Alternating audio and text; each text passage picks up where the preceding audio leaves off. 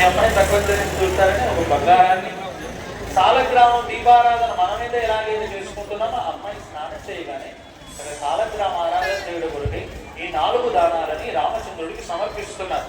ఆ మంత్రాన్ని చెబుతారు, నమస్కరిస్తూ చెప్పండి.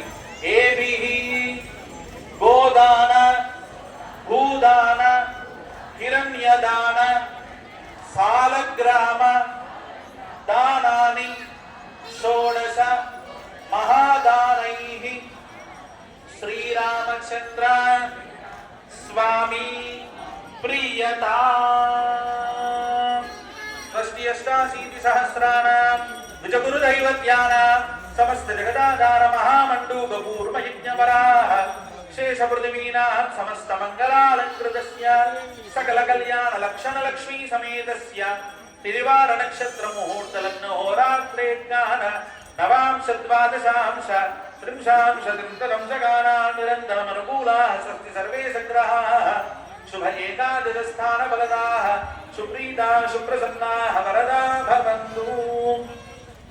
ఇరువురికి కూడా జీలకర్ర బెల్లాన్ని ధరింపచేస్తున్నారు. జీలకర్ర బెల్లాన్ని ఎందుకు పెడతారు తెలియదు. పెళ్లిళ్ళు అయిపోయాయి అందరికి. భర్త పెట్టినట్టు పెట్టించుకున్నా, భార్య పెట్టించి భర్త పెట్టు.